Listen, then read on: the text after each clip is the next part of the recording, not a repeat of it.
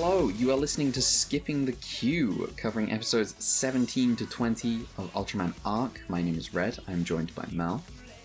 Well, I'm glad someone here knows how to write a good father. Yeah. Also joined by Brad. You know, watching these episodes, I really only had one reaction. Arc Meet Blazar is Take the Cake okay show, but why we do have Ultraman New Generation Gaia and a Ghoul? Why? I thought 2025 is a New Generation Gaia and a Ghoul. Why I to wait a 2028 year why? This is... I'm feeling so scientist tight about this. Yeah. You know, Amazing Kaiju King of Mons come back one last time, episode 21 I happened, but who is B Help Arc? I put a question. A, Ultraman Gaia come back. B, Ultraman a Ghoul come back. C, or Ultraman New Generation Gaia. D, or Ultraman New Generation a Ghoul. E, Ultraman Blazar come back. This is my question. This is my question. This is my question.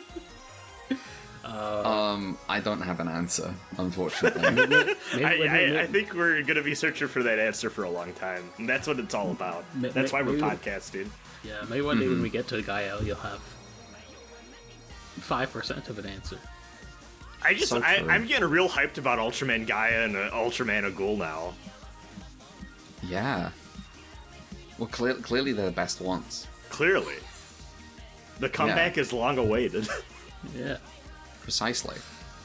So yeah, we watched 4 episodes of Ultraman Arc. I was about to say Ultraman Blazar again. Yeah, as you did several times off mic. Listen. Blazar is in these episodes. Yes. This is true. Spoilers. Yeah, Blazar's in these episodes. So yeah, episodes is a bit strong, but you know. We got the first of all we got a single episode wrapping up the Zangill plot that we started off last time. Then we got a 2-parter. It kind of like all leads together into one big arc, not that one. Yeah, not that arc, like a story arc. Yeah. So yeah, it's like the Zangill stuff then feeds into the Dark Shogun arc, Hellner Arc, which leads to a crossover like through dimensions with Blazar. We get Arc fighting alongside Blazar. We don't see any of the actors from Blazar, but we do. You know what? We get a better deal. We get Blazar Shoe. Yeah. And plus his subordinate. So that's some pretty good stuff. And then we got to cap off our experience this week. We got just a little one episode about the chief and his his relationship with his daughter and with not Pegula. It looks like Pegula, but it's not Pegula. You mean Gomez? It's Gomez. I mean Gomez. Why did I say Peg? Listen. Pegula's presence is strong. I have to confess, I have been drinking, so it's lucky. This podcast has a loose style, which is fortunate. Yeah. So I'm feeling a little loose today. Yeah. So yeah. What do we want to start? I guess we can just go roughly in order, especially because there is a progression between 17 through 19. Yeah, sure. So, last time we met Zangill, he encountered our boys, and he was like, "Listen, now that I know you don't hate aliens, we're gonna work together, and we're gonna kill ghost kaiju, because that's my thing. I kill ghost kaiju." Yeah. And he works with Skip. Zangill is in peak performance from Zangill, frankly. Yeah. Big fan. He almost doxes Yuma.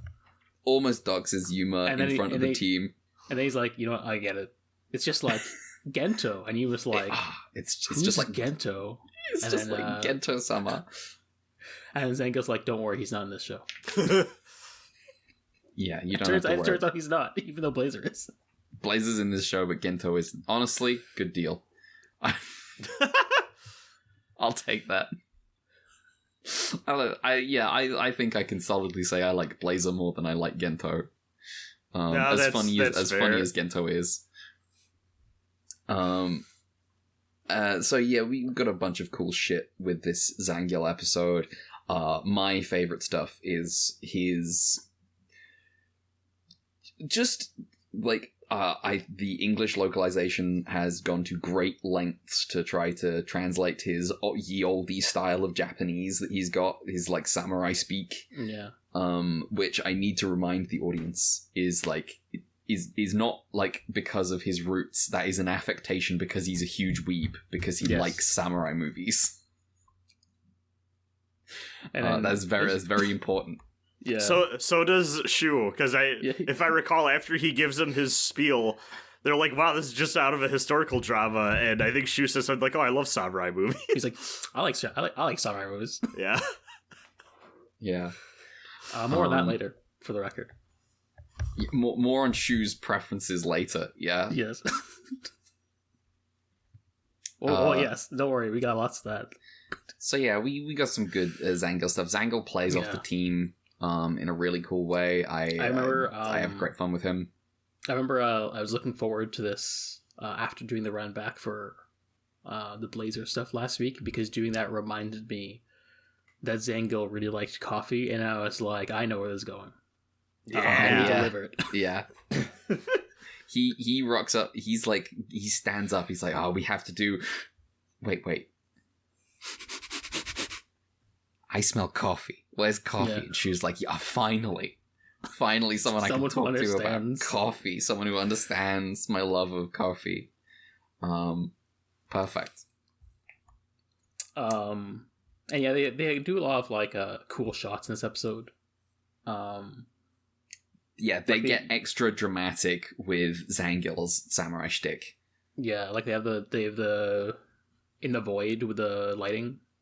And the sakura blossom, the cherry tree blossom. Yeah, absolutely. And then they got some good like straightforward stuff as well, like towards the end when because he is dying basically. Wow, just like in Blazar. Just like in Blazar, he's dying. This is gonna be his thing. He's just going, I'm just gonna keep this time for real. This time I'm definitely dying, boss. Absolutely. Yeah. Look forward to I don't know, next year maybe he'll show up again. I hope he does. I will be dying again next year. See you then. It's like a tragic Zoffy. Oh man. Dying just means you get punted to the next universe to be like a ghost there for a bit. Yeah, there you go. No wonder we like Zangill. You know what, Zangill is new generation Zoffy. New generation Zoffy. Not new generation. That's the last thing. So yeah, we get the huge fight with like a bunch of different kaiju with like a bunch of not different kaiju, the same kaiju. Cut and pasted. Yeah. Yeah. There's a really good sequence where Zangill is just fighting one of them and clearly having a rough time, and then he looks beyond and there's just a whole mob of them charging in. It's really good. Yeah, I mean, there's also Getos, which, much like in Blazar, gets filleted. They do cook and fish pun. Or not pun, but joke. They do. Arc can just make clones of himself, clone jutsu. Yeah, I guess Zangill's a samurai and Arc is a ninja. He's got shadow Kage Bunshin no Jutsu. Yeah, Shadow Cage. Kind of Shadow Cage. Yep. It just comes out of nowhere. Yeah, don't worry about it. For some reason. Also, I like the part at the very start of the episode where like Zangill approaches them. Is like, we have to go talk about this, and he like teleports. And he was like, "Oh, he's gone." And how do you eat shit? Like, no, yeah, he just eats shit. He's like stuck in some railing. He's absolutely a goofy guy this time. Big fan of Zangill last year. Big fan of Zangill this year. All timer. Just a fun guy. Good guy. Good addition to. And sparingly used. I appreciate this. Yeah, same. I mean, he's only existed for like 2 shows so far, so exactly. But like what I mean is he's not like sticking around forever. Yeah. I think this is a good use of Zangill. You don't want to over-egg it because you need the hype of being like, oh, that's Zangill. Yeah. Zangill's back. I hope Zangill's He's got back. that. He has his own mission thing going on. Yeah. That I He appreciate. does. It's like he's the protagonist of a different show, and he's just there's a crossover. It's like when you meet Dritz de Orden in Baldur's Gate. I'm gonna kill you. Fucking Dritz. The final scene with the Zangill is pretty good too. Yes, him saying goodbye to Shu and Yuma is found like on the roof. Sun is setting. No, it's not on the Shu roof. It's like in the brings middle of a park, but like there's a sunset in the. It's high up. Yeah, it's on a little hill. Shu, Shu brings him a cup of coffee. Yeah, and he's like, one last cup of coffee. It's good. It's good. He drinks it, he sets it down, and then we cut back and he's gone. I was thinking about them like, damn, I would not want a cup of coffee as I'm dying. That's just going to make the anxiety so much worse. Be freaking the fuck out. And Shu's just like, you don't get it. Yeah. Zangill's like skill issue. I think it's funny. Absolutely. This is why I'm not a samurai. Yeah. Samurai known for their love of coffee. Yeah. Yeah. This is like, I'm now thinking of Felvidek, which is one of the core plot lines of Felvidek is that coffee has shown up in Hungary. And they're like, what are these strange beans? You grind them up into like this thick dark paste and it tastes delicious. This energy potion. I want your strongest potions, barista. Oh, someone find me the barista that responds with no. You couldn't handle my strongest coffee. This is the thing is that's Shu with like everyone else that Skip. It is. He's just like, don't worry. He's like, the fancy coffee is wasted on all of you.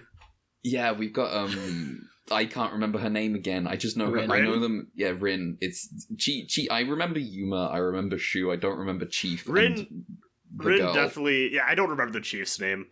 I mostly just remember him because I know his name is Ban because it's easy, but also I know him because he's like the Upper Ranger guy, which isn't like his name from the show, but I just like because I know his actor from somewhere else. I just like choose to remember his name more. Mm-hmm. Yeah, those two are definitely second fiddle to Shu and Yuma. Yeah. Mm-hmm. Like I made the tweet or skeet last night that was just like I probably like the cast of Blazar more overall, but statistical error Shu Ishido.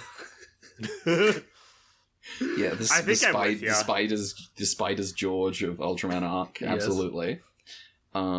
Shu, Shu telling Rin that Rin being like, what do you mean it tastes like this? Your coffee always tastes like this, and he's like, well, obviously I don't give you the good shit. Come on, who do you think you are? The next Ultraman needs like a spice guy. Oh, okay. Guy uses with the hot sauce. Okay. Now you have to be careful what we wish for because I bet it could get racist about it. Oh yeah, true. That's true. Bet it could, I'm thinking about the Utena episode about going to India to get the finest spices. Oh. Well, yeah, because the plot of the episode is that the two characters got their bodies swapped. Yeah. And then the one girl going to get it gets run over by elephants. Yes. I need to fucking watch this show and figure out what the hell it is. Utena's sick. Utena's sick. It's one of my favorite anime. So yeah, I don't really have much to say about this episode beyond Zangill. Good. I like it when when Zangill isn't on screen. I'm asking, where is Zangill? Yeah, he's pretty good. I think it'd be nice if we got one more. I would not mind one more episode with him in like the next series, and then maybe let him lie for a little bit, and then when he comes back, it'll feel even more special. Yeah. Yeah, it's hard to know how they'll do things because it does feel like they don't always like to. There's guys who show up a lot, but I think they try and space them out a little bit. But there's also the pressure of like making new kaiju cost money, so using old ones is cost effective, which is why I assume is part of the calculus of like we just have an entire stretch of episodes about Blazar kaiju because they made a lot more new kaiju in Blazar. Yeah. Mm-hmm. So like, well, now we're gonna justify the cost of making new kaiju in Blazar by putting all of them in this show. True. It's They that did FF11 do that. asset reuse shit. Yeah. Speaking of Blazar and the use of Blazar in this show, we can maybe talk about the meat of this episode, probably, which is the two-parter where there's a big, Zangill Summer. Zangill. His name is not Zangill Summer. I apologize. Shudono. Shudono. And Zangill, he dies. He fucks off to the afterlife. After he teaches Yuma the way of the blade, and he sees Blazar in Yuma's stance in the end. Yeah. And he's like, I can go now. And he dies, and he leaves Skip with the problem of Helnarak, which is the Dark Shogun, which is looking to invade from the in-between land of dimensions. Yeah. And Helnarak... He's spewing ghost kaiju eggs. He is spewing ghost kaiju eggs. He's just hurling those into our dimension. They're ghosts, but they're eggs. It's like the border of life and death. Yeah, into Yuma's dimension, not necessarily our dimension, as is revealed. And there's like a whole plot where the gang wants to cooperate with Arc, and Yuma's like, I think maybe he understands what you're saying, and I think maybe he'll just show up. Guy who is Ultraman, maybe you could just tell him in Japanese. I'm sure he could understand. I assume. Wait, I think yeah. This is also the part where we get important lore. What's the important lore? UP has an allowance, and he wastes it. I missed this. So what does he waste it on? He bought it on like a dictionary thing that was like bullshit. Oh yeah, alien dictionary. Increasingly, my sympathy is turning away from Rin and towards UP in the dynamic of their relationship. Why is she his mum now? What's happening here? I think she's giving him some weird mixed signals. Listen. UP was created out of human feelings, and I think did you say sin? Yes. Yes, I did. Damn, it sucks to be a fucking robot. Jesus Christ. It's creation. It's just like you think you're a robot, you think you've escaped Catholicism. Fuck no. Listen. Jesus died on the cross for I just don't think we should be making machines in the form of a human mind, All right. Are we reading the Orange Catholic Bible and shit? Yeah. Listen, when you're eating Doritos all the time like I am, everything is Orange Catholic, you know what I mean? I think you should go see a doctor. I'm not Catholic, by the way. I just want to clear that up for anyone listening. Listen, okay, you are launching a Butlerian holy war. Yeah. Yep. I like something about this episode gave you a bit of Mirror Man vibes, not in like obviously the comedic bits of like everyone insisting on doing their really goofy communication thing is pretty funny, but just like the getting the Ultraman guy to like protect but also like power up the ray. I don't think we talked about the plan at all, but yeah, so like the actual like substance of the plan is that Ultraman is going to I don't care enough to know. I don't remember. It's basically they're like there's like Minovsky particles basically. There's some kind of particles. There's some kind of particle, and it's basically about space-time, and it's named after the Onyx because Onyxium, maybe. I don't know. It's Onyxium particles, and they have weird space-time properties like the Onyx did. And because Ultraman has turned the Onyx into a power-up, he can use the particles. And so he's like, I would simply turn the trolley into a new form. I don't know what your problem is. Well, he's like, well, we can use the trolley particles to power up this cannon, and it'll close the portal. Clearly. Yeah, and they're like, so we need to cooperate with Arc. I wonder if there's any way, and they all come up with their own little harebrained scheme for, like, communicating with Arc, and Yuma's like, I think we could just talk to him in Japanese, I think it'll be fine. And Shu is like, yeah, Yuma, I bet it would. It gives Yuma a meaningful look. And I'm like, does he know? Does he know? Does he know? They do cite, like, the Noisler episode as, like, the reference, because the bit where Arc leans in. Yeah, he's just listening in on their plan. Yeah, and the fight of the episode is, like, Bazanga shows up, and so Arc has to multitask powering up the laser and fighting the kaiju. Mm-hmm. Also, for some reason, Yuma was given, like, the job of, like, writing the letter to himself, and he decides to just write, like, the most... I hope the weather's Purple. nice up there. Like, the most, like... I don't know what he was thinking. I wonder if he was like, I have to go all out to, like... Because he's overthinking it, because he is, I can't do it normal, because I am me. I don't know. There's something I am all of me. Yeah. Now in theaters. So true. Now in theaters, it's so true. No, it's not. It's Sonic Adventure 2 that's in theaters right now. Yeah, well, Close enough. Close enough. Welcome back, Shadow. Welcome back, Shadow the Hedgehog. He never left, baby. The year of Shadow. The year of Shadow. The 10 year years of from Shadow the has year of been the year of Shadow has truly been an unmitigated success. I still It's can't crazy. get over my fucking nephew with the span of one summer went from a Tails the Hedgehog fan to a Silver fan. Or Tails the Fox fan to a Silver fan. A Silver I think Yes.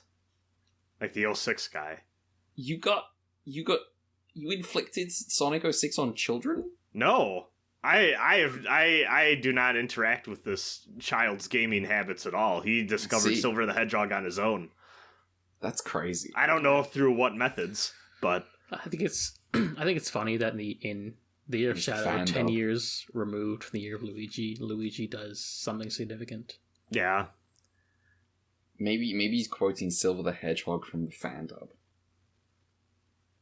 Maybe it's the possible. IDW comics. Maybe. Anyway, we should talk about Ultraman. Let's talk about Ultraman. So, yeah, we got a situation here. Arc winds up closing... No, well, he does the thing. Yeah. And it works. He shoves the monster... He has to push up Axis. He has to push the Helnarek back into the alternate dimension. He follows through, and the portal the dimension closes behind him. And he winds up in another dimension. Yeah. With, like, Earth Garon is there fighting a kaiju. Yeah. And then he gets saved by a member of, like, the GGF or whatever it is. No, it's Scarred. Oh, is he a Scarred member? Okay. Yes. Yeah, he has the bright blue one. Oh, which means Scarred's expanded. Yes. So yes, he gets saved by a Scarred member. Is it any Scarred member we know? No. Well, but yes. It's someone we know, alright. It's Shu. Ishido. Member of Big T fan now. Yeah, you asked him in the next episode, hey, are you a coffee person? Nah, I'm a tea person, to be honest. Yeah. Real Shu would be disgusted. You're not me. He's gonna defeat his Persona 4 Shadow.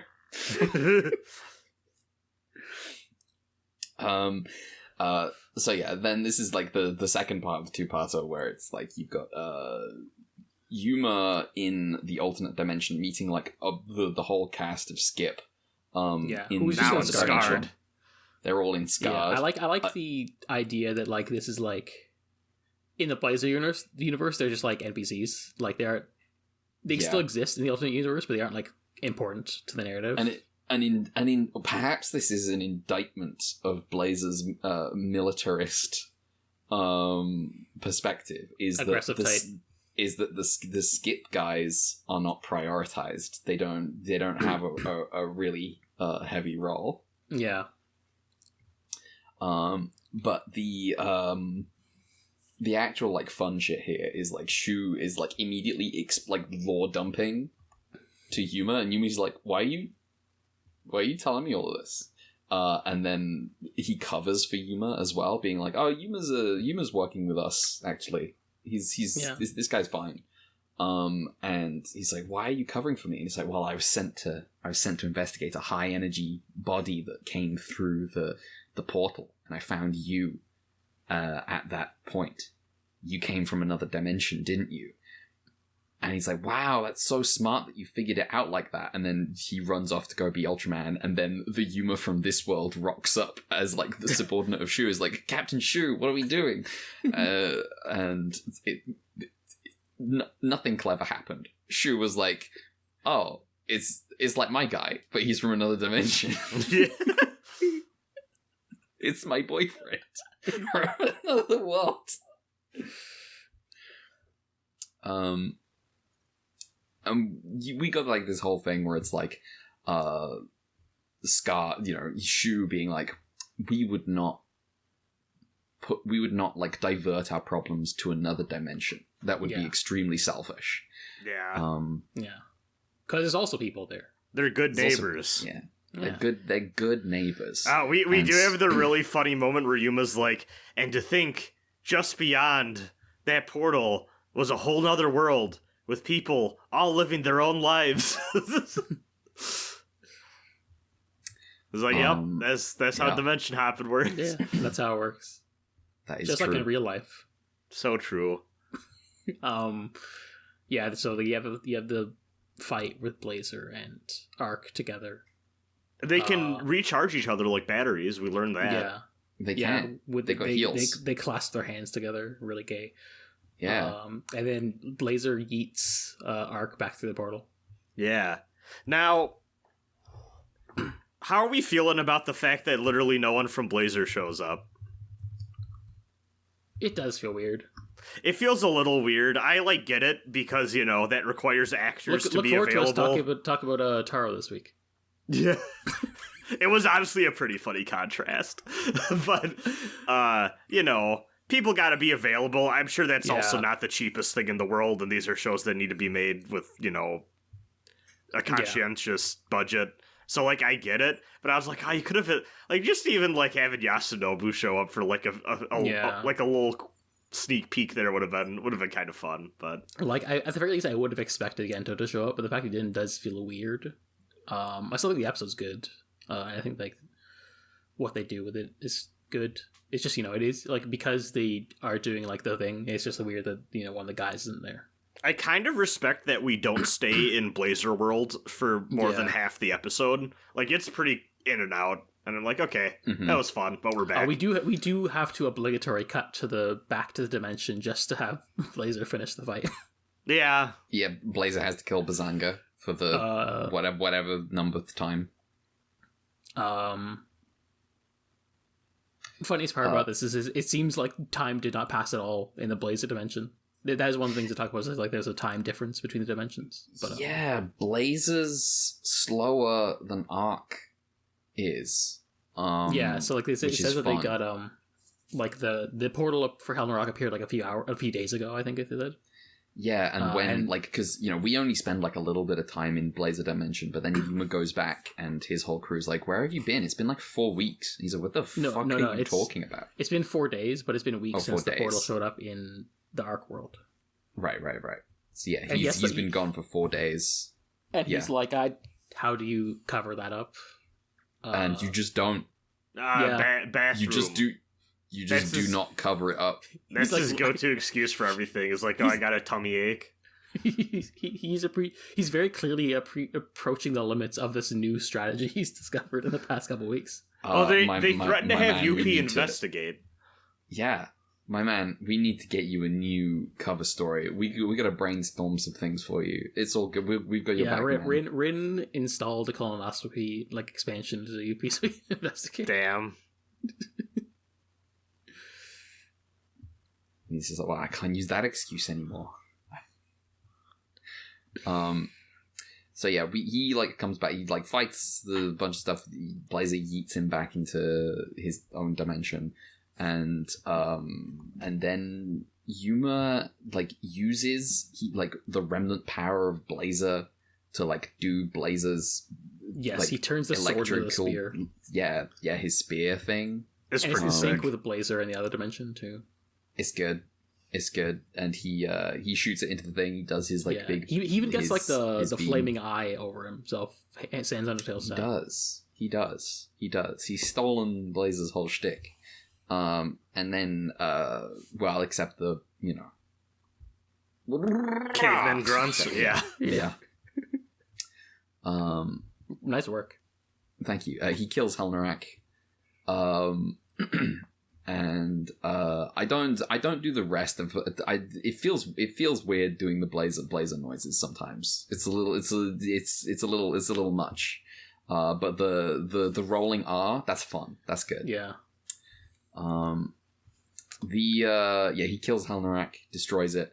And then it's all like, the eggs and I'm all the back. multiverse destroyed. Yeah. It fixes everything. I love that Good this job. is like the second time we've had what I feel like could be a pretty strong contender for like end of game villain just get like destroyed immediately. Yeah, Yeah, in the same This show's force. good at that. Yeah. It's like Okami. Yeah, It's a little like bit. Okami. I haven't I played never played Okami. Okami. Okami's good. I'm so excited for Clovers to be like a thing. Yeah. Glad he gets to make Okami 4. Yeah. Known as Okami 2. Okay. Anyway. Um, Now we proceed to the beginning of Arc 3. yeah, Arc Part 3, starting Arc with Season 3. a return to Ultra Q Yeah. with Gomez.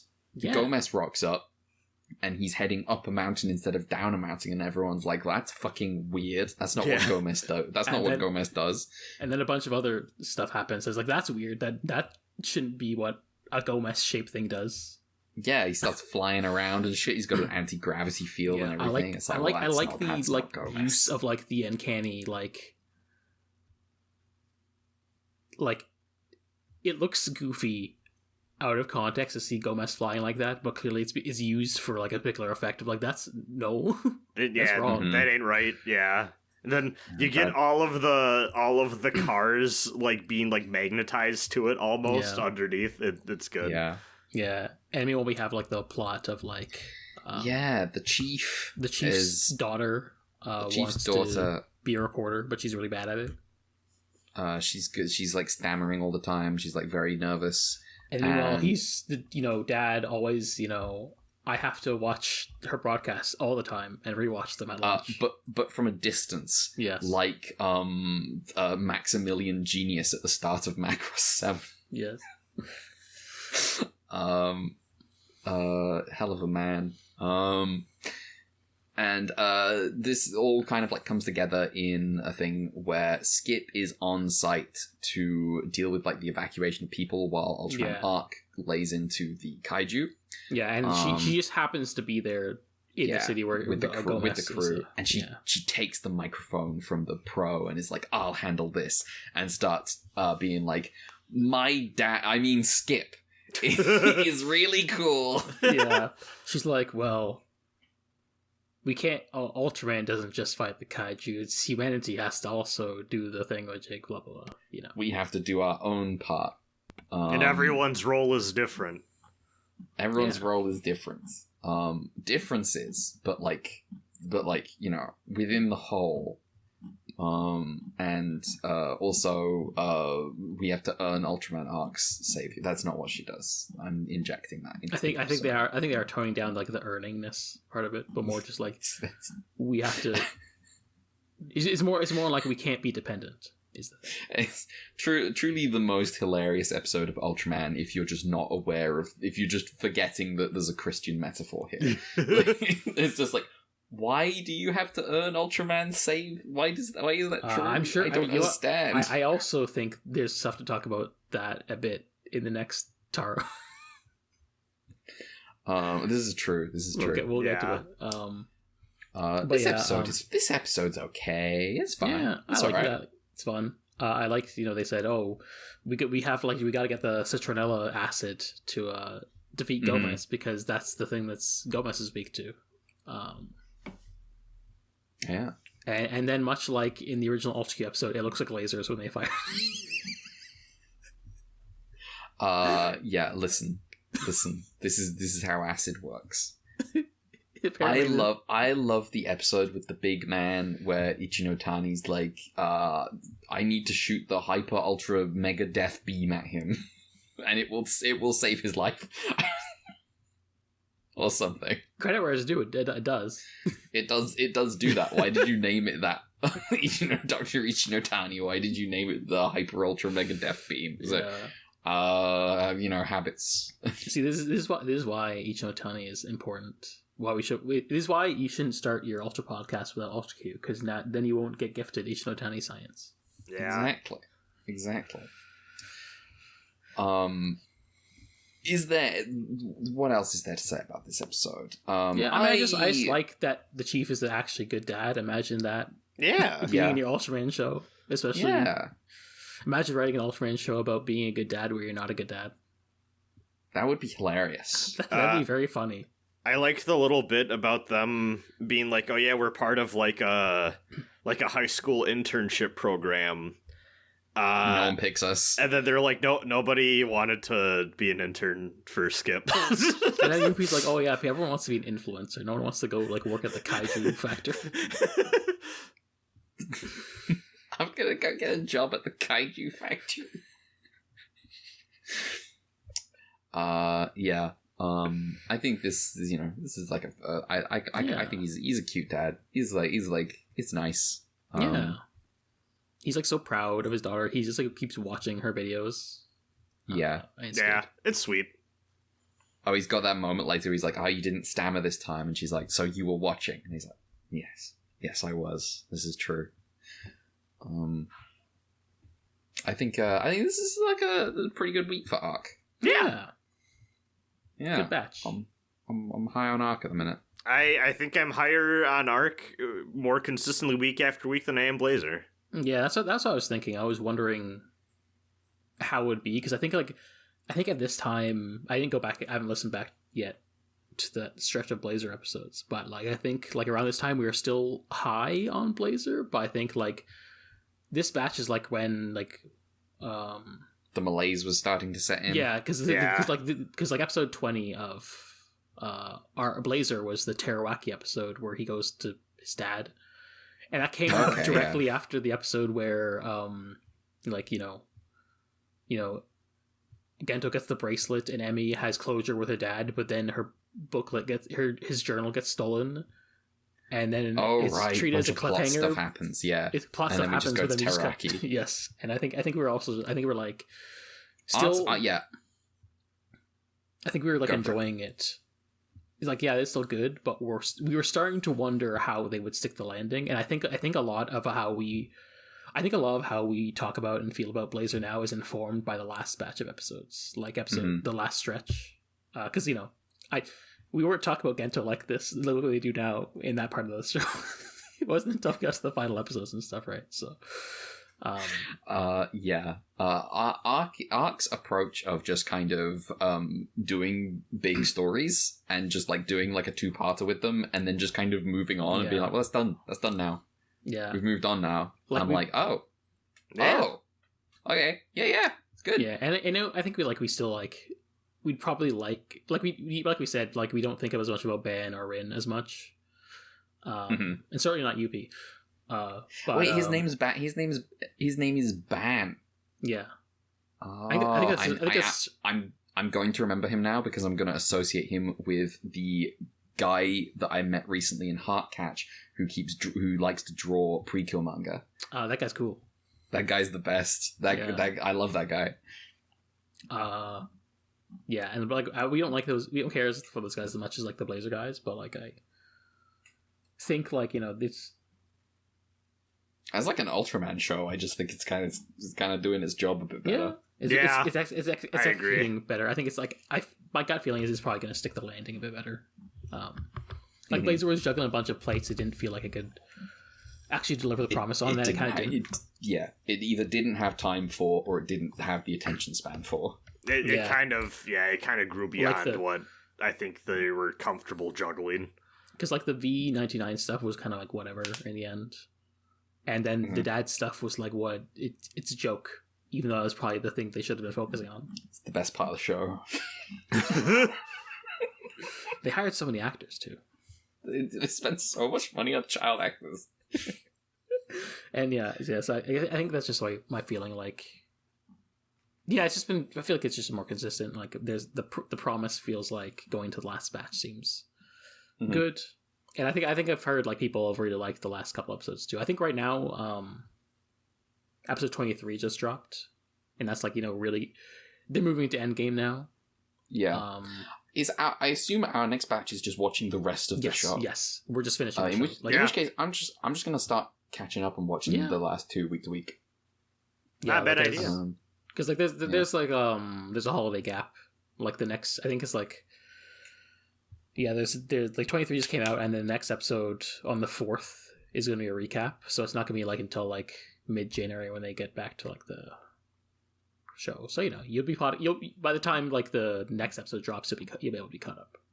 Yeah, no problem. I have found a good a good rhythm for like I've been catching up with Wonderful Precure. That show is also very good. I need to catch up on that myself, though I'm further ahead than you are. I'm gonna say now, the vibe I have been getting from how you talk about Wonderful Precure is that there are a lot of people that don't like this show, and I'm gonna tell you now. You should be confident they're out of their fucking mind. Yeah, I think most of the people who don't like the show fall off though. So good. I have the vibe I've been getting off like sometimes I see people talking about Wonderful Precure being good in like a kind of defensive way, and I'm going like, wait, are there people who think this sucks? No, we have to do something about that immediately. Don't worry. That's crazy. Don't worry, the spoiler cast will fix it. Exactly. But yeah, the past couple of months have just been fucked for me school wise. So I'm like, true. Want to use the holiday season to catch up on stuff and finish some stuff up. True. Incidentally, the fact that past the week I had 2 papers due does mean the Ultraman was basically the only thing I could do.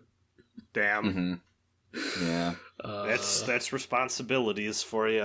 And by by that I mean I watched most of it yesterday. To avoid clashing with any other holiday related plans, I will be editing both of these podcasts tonight. Good luck. So that'll be fun. It'll be fine. Yeah. I'll just have a nice long session of Crusader Kings 2 while I listen through them. Yeah, there you go. Alright, we sound like we're kind of wrapped on talking about Ultraman, maybe. Yeah, let's skip to the we got some stuff. We got some color timers. Yeah. I think for whatever reason I do the trivia versus color timers reverse in this show. Oh, okay. Go for it. Yeah. Whichever order you want to do. Ooh, flip a coin. We're keeping you on your toes, listener. I'm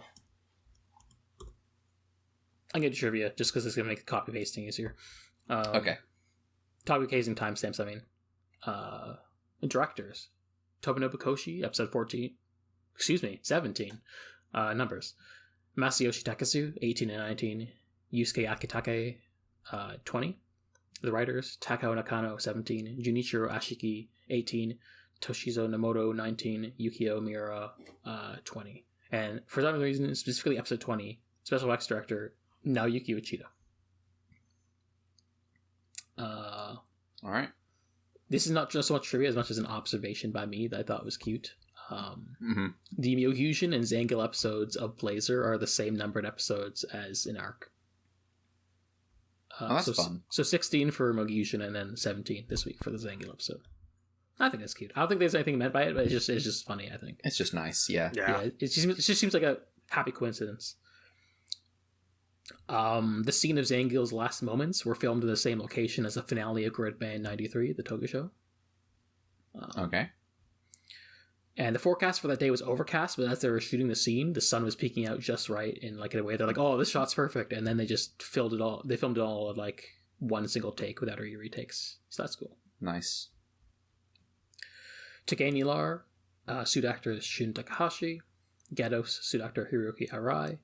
Bazanga, Hiroki Arai. Also, we were short on time, so I didn't say it in the Blazar run back last week, but I'll just share like the prototype Bazanga drawing from like the mid-aughts the creator did before joining.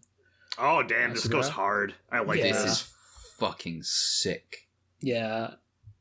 Imagine like drawing this as like your kaiju OC, and then like, you know, decade and a half later you join Superrise, like, hey, can I put this in the show? And they're like, yes. I mean, how do you say no to that? Yeah. That's looks cool as hell. Yeah. Blader suit actor is not the usual guy, because that guy's in Arc right now. So the suit actor this time is Satoru Okabe. Helnarak, suit actor is Yoshiki Kuwabara. No designer seemed to be given, but the wiki notes that Helnarak's design seems to be like a weird mishmash homunculus of different Blazar kaiju, if you look close enough. So that's cool. Okay.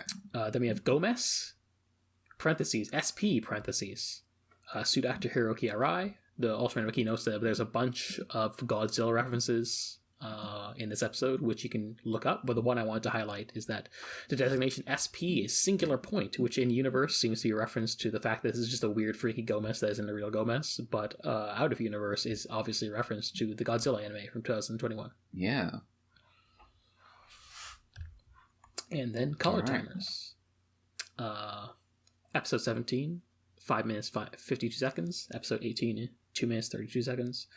And 6 minutes 9 seconds. Episode 19, 3 minutes and 9 seconds. 5 minutes 35 seconds. Arc is in the reflection of the car for like 6 seconds. And Blazar gets 20 minutes 5 seconds. And in episode 20, it's 5 minutes 26 seconds. All right. Do we have any emails? I didn't check, but I do have Shu's diary.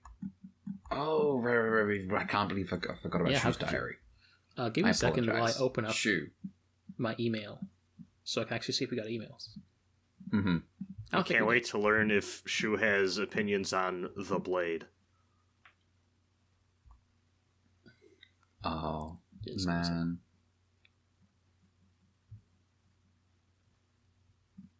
He might be going Mishima mode in his diary. Oh yeah. Also, I forgot. Someone gave in on a YouTube comment correcting my trivia last week for Blazar. Apparently, Teraki's actor, Ito Yuki, a different Ito Yuki from the one who was the guy who played Magic Green and Magic Ranger. Oh, just same name. Okay. Yeah. I had this recently when I learned that Lynn, the voice actress, is different from Lynn, the singer. Oh, okay. That's funny. Yeah. Like with the same Lynn? Yes. Oh, okay. From what I gather. That's interesting. Anyway. Shu's diary. Episode 17. Shu is happy to learn that GDF is investigating the rift in line with Zangill's final wishes. Apparently when Shu debriefed his superiors, they thought he was nuts, but then they were convinced by the fact GDF weapons did not work against the ghost kaiju. And they're like, well, I guess we got this to go off of. As such, they immediately began investigating the rift and developing sonic weapons. In this way, we can preserve Zangill's will. Nice. Anyway, he then got about how cool Arc's fight scene was, where he made 3 of himself. He reminisces about how nice it was to have met a fellow coffee enthusiast, and thinks about how it would be nice to have a world where, without borders, where everyone with the same interests could meet and connect with each other. Fucking. It's time.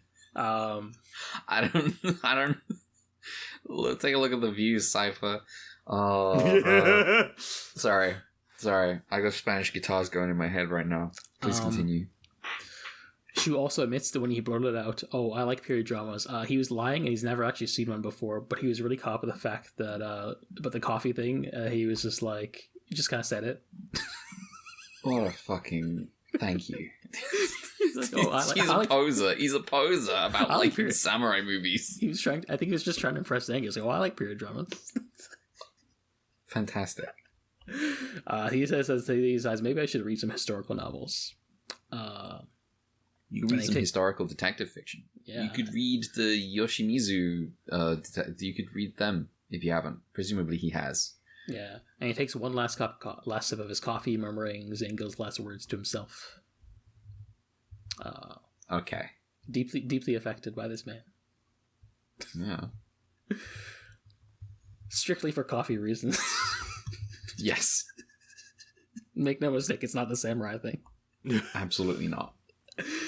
Episode 18. It seems like this was written in the foregame, in the gap between Yuma going missing, because she was worried about... I would like to quickly correct myself. I don't know why I said the words Yushi. It was Yokomizo is the name I was trying to remember. I just had to. I knew I was wrong, so I had to Google it. I've corrected myself now.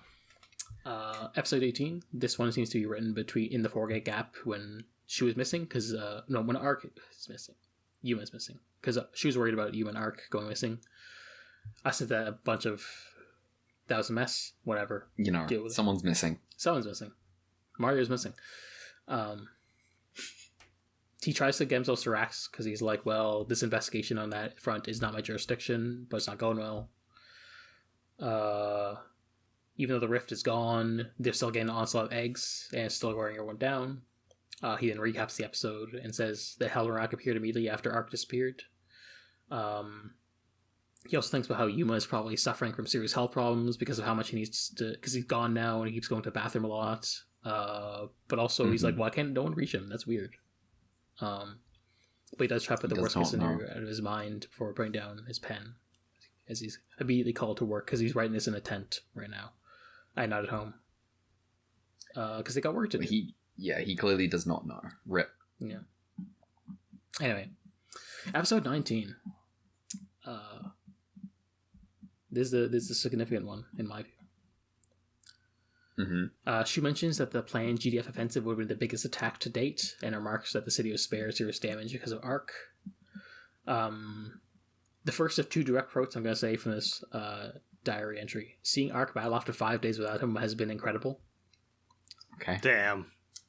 He observed when fighting that Arc at some point took on a completely different personality, which seems to correspond to the Blazar thing. Mm-hmm. Another battle over, he says our job is not done because they have to investigate what the fuck happened and all that stuff. He wonders if humanity will ever catch a break, but then he says that the GDF and Skip exist exactly for that reason. He thinks back to Arc and what might have happened to him beyond the rift because he sure was playing out some new killer moves. However, investing in Arc is apparently not under his jurisdiction. He then mentions the reunion with Yuma and how everyone was relieved to see him, but his excuse of him, he gave an excuse of like, oh, I got really sick, but then, I couldn't really move, but then a relative found me and I was just, sleeping for 4 days. He feels like that didn't feel right given the circumstances and like how worried everyone was, but also he was really apologetic and no one wanted to ask him anymore, so he's like, well, he probably just needs to give an apology and it's fine. And then there's this direct quote, which I want to give Red the honors. Okay. This more substantial quote. Even so, it's very strange. Yuma and Ultraman Arc, the two who hold a special place in my heart, disappeared and returned at the same time. These coincidences instigate my imagination and make me create some crazy theories in my mind. That theory is... And then he doesn't write it down. Yeah, and then he's like, in the end, he stops himself pursuing that line of thought any further, because like, even my diary, it's wrong to make accusations about people. Does he know? He knows. And then he enjoys his cup of coffee and thinks to himself how we can finally enjoy this moment of peace now that Yuma's back. Thinking very strongly about the line, the two hold a special place in my heart. The two hold a special place in my heart disappeared. Him seeing, like... Ultraman Arc clone itself. He's like, whoa, I hadn't considered this. I need to sit down. Yeah, routine can do that Dr. Manhattan shit. Yeah, exactly. I didn't have to say it. You knew. Of course I did. It's like tasting a battery. Exactly. So, Shu is still Shu. Shu continues to be Shu. Thank you, Shu. The scarred Shu seems more normal. The Scar Shu is way more normal. The Scar Shu so here's the thing. The Scar Shu is repressed normal because he's Yuma's superior. He can't do anything. Yeah.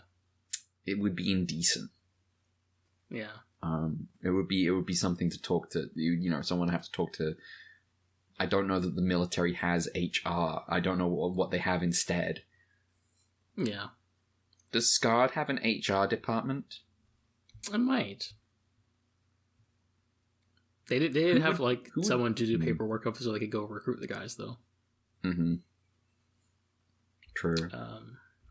Anyway, episode 20. Episode 20. For some reason, half of this is just recapping the entire episode.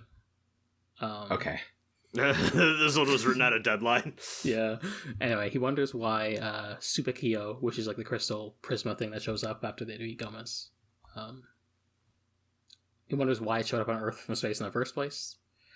That's a mystery. He then thinks about how humanity can't just rely on Arc to solve their problems. He then writes PS in his own diary and goes on for like a tale of more paragraphs as he realizes that the exact same thing that Ban's daughter said. He also mentions that the captain's been watching her videos regularly on his breaks. And he's like, damn, I haven't actually talked to my dad in a while. Who, by the way, is teaching in Canada for some reason, apparently. I should Zoom call him, maybe. And yeah, that's how it ends. Don't know what to do about think about Shu's dad living in Canada as a teacher. Yeah. Amaro. So true. We have no emails, by the way. Yeah. I don't have anything to say about that one. Yeah. I mean, it is what it is. It is what it is. It was not the meat. Well, good shit. Is that us done talking about Ultraman this week? I think so. Oh, sorry. No. Ultraman Arc. Specifically Arc. There you go. Specifically Arc. We have more to talk about. Alright. In which case, we can do some plugs. If you want to follow the show, you can do so on Twitter at ultra_Q. That is at ultra_QUEUE. And we are at ultraQ, ultraQUEUE, no underscore, on Blue Sky. Mel. You can follow me at Dick Crowns on Twitter and Blue Sky. There's the email ultraqpod@gmail.com, and there's the fund coffee ultraq fund Brad. Yeah, you can find me everywhere at BeInvoked. That's BEINVOKED. With the underscore on Twitter, without on Blue Sky, and also with the space on YouTube. I'm fucking back, baby. I streamed for a full week last week. Hey, you're back on being a fucking YouTuber now. Yeah. I should stream a bit this week. It might not be good because like Wi-Fi at my parents' place, but stream your family holidays.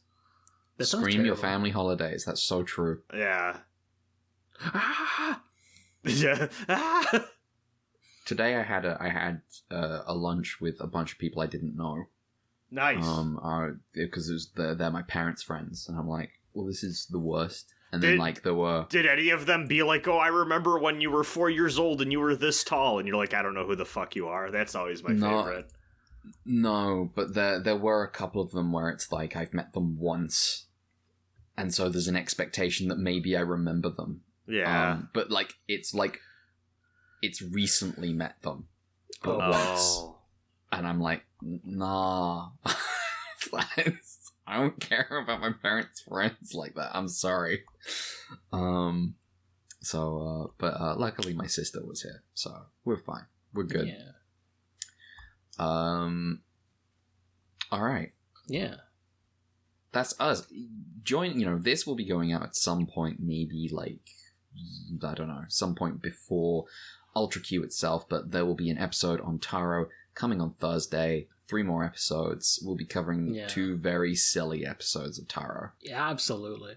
And then next time you'll hear from us about Arc, it'll be when the show's done. Yeah, it'll be fucking finished. 5 more episodes, so the rest of the show. Mm-hmm. All right. See you there. Bye-bye. Goodbye. Later.